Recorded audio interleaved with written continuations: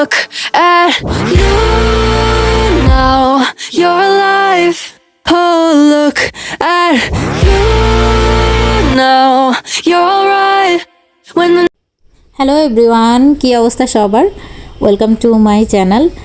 তো অনেক দিন ধরেই ব্লগ শেয়ার করা হয় না, আজকে ভাবলাম যে একটা ব্লগ তোমাদের সাথে শেয়ার করি।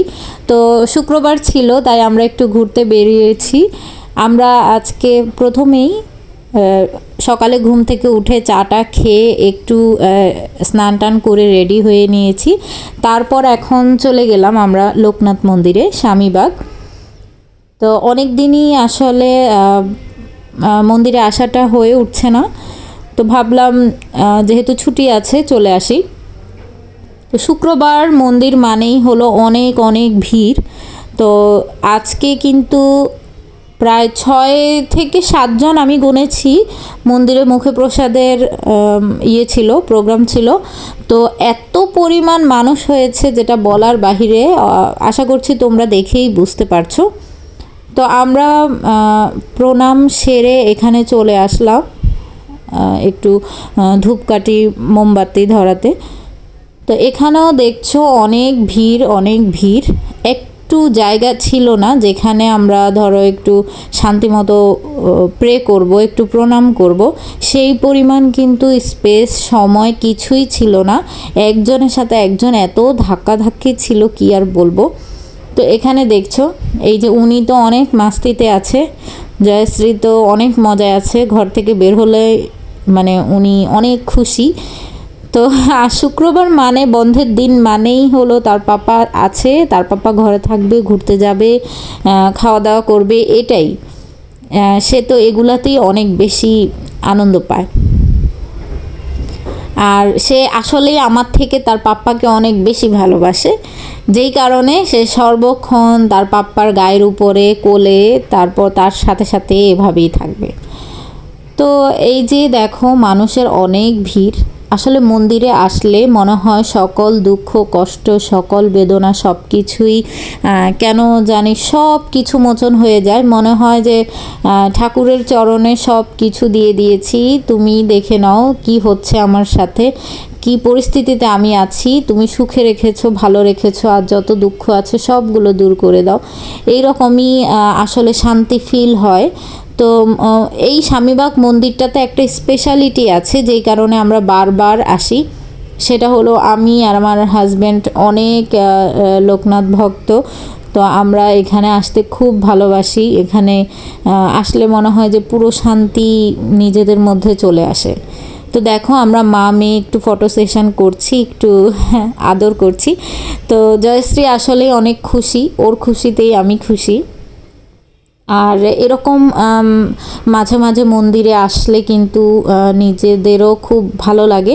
এমনকি বাচ্চাগুলো কিন্তু মানে ঠাকুরের প্রতি বা নিজেদের ধর্মীয় কালচারের প্রতি একটু বেশি আকৃষ্ট হয়। তাদেরকে আমাদের এগুলো শেখানো উচিত, কিভাবে কি করতে হয়, কিভাবে নিজেদের কালচারগুলোকে মেনটেন করতে হয়। তো পুজো শেষ করে আমরা এখানে খাবার দুপুরের যে প্রসাদের পর্যায়ে চলে আসলাম। এত মানুষের ভিড় ছিল কি বলবো, ঠিক করে স্পেস পাচ্ছিলাম না। তারপরেও আমরা অনেক কষ্টে জায়গা পেয়েছি, 3টা সিট পেয়েছি। তারপর যখন প্রসাদ নেওয়া শেষ হলো আমরা কিছুক্ষণ রেস্ট নিয়ে আমরা প্রায় 3:30 নাগাদ আমরা চলে আসলাম একটা কফি শপে। আসলে কি মানে ওই সময়টায় খুব একটু, যেহেতু ওখানে অনেক মানুষ ছিল, একটু বসারও কোনো জায়গা ছিল না। অন্য টাইমগুলোতে আমরা রেস্ট নিয়ে তারপর কিন্তু আমরা আসি, অনেকক্ষণ বসে টসে বিকেলবেলা তারপর আমরা বেরিয়ে যাই সন্ধ্যা নাগাদ। কিন্তু আজকে একদম বসার কোনো স্পেস ছিল না, যেই কারণে আমরা বাধ্য হয়ে চলে আসছি। যেহেতু ছোট বেবি আছে সেহেতু মানে বসে রেস্ট করা ছাড়া কতক্ষণ দাঁড়িয়ে থাকবো।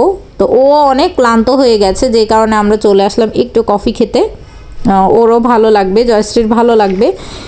তো আর ঘুম ঘুম পাচ্ছিল, তাই আমরা হট কফি নিয়েছি, আর জয়শ্রী কোল্ড কফি খাবে, ওর জন্য কোল্ড কফি নিয়েছি। তো আসলে কফি শপটা আমরা কখনো এখানে আসিনি, তো প্রথমবারই আসলাম, কিন্তু ভালো লেগেছে, ওদের কফিটা খুব মজা ছিল। তো জয়শ্রী কিন্তু হাতে করে নিয়েছে, নিয়ে আমরা বেরিয়ে পড়েছি।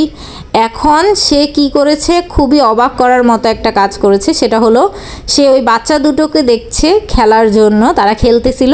তো তখন সে কি করলো, তার হাতের কফিটা একটা বেবিকে ডেকে দিয়ে দিল। আমার বিশ্বাস করবেন কিনা জানি না, আমি ভিডিওটা জাস্ট করছিলাম ওর অ্যাক্টিভিটিগুলো নেওয়ার জন্য, বাট ও এই জিনিসটা করবে আমি ভাবিনি। আমার খুবই ভালো লেগেছে, ওর পাপ্পা অনেক বেশি খুশি হয়েছে। তো এখন ওখানে এরকম একটা খেলনা ছিল, এই খেলনাটা ওর বেশ পছন্দ হয়েছে, ও নিবে যে কারণে নিয়ে নিল। আর আমি কি বলবো, ওর পাপ্পাই তো ও যা বলে ওইটা না নিয়ে দিলে ওর নাকি ভালো লাগে না। তো আমিও চিন্তা করলাম যে এই যেই গেমটা আছে, যে খেলনাটা আছে, খুব ভালো লাগবে ওর। এগুলো মানে কি বলবো, জ্ঞান মানে নিজের অ্যাক্টিভিটির জন্য অনেক ভালো হবে। যেহেতু ও ঘরে একা থাকে, আমি ওকে কোনো কিছুই না করতে পারি না, ও বললে একা সব খেলে, একা সব কিছু করে। তো আমরা রাতে চলে আসলাম সন্ধ্যার পরে। তখন এসে আমরা এখানে যেহেতু দুপুরে রান্না করিনি, রাতে তো কিছু খেতে হবে, তো আমার শাশুড়ি মা দেশি মুরগি পাঠিয়েছিল আমার দেবরের হাতে। তো এখানে দেশি মুরগি রান্না করেছি, মুরগির মাংসটা, আর সাথে সাদা ভাত। জয়শ্রীর পাপা বলেছে আর বেশি কিছু করার একদম প্রয়োজন নেই, এতটুকুই হবে। আর এই যে নতুন একটা ব্লগ আপনাদের জন্য আসছে হ্যান্ড পেইন্টের, খুব চমৎকার ডিজাইন আমি করার চেষ্টা করছি, আপনাদের টিউটোরিয়াল হিসেবে দেখব। তো এতক্ষণ যারা আমার ভিডিওটা দেখেছেন তাদেরকে অসংখ্য ধন্যবাদ। আমার চ্যানেলের পাশেই থাকবেন, লাইক কমেন্ট করবেন, শেয়ার করবেন। Thanks for watching.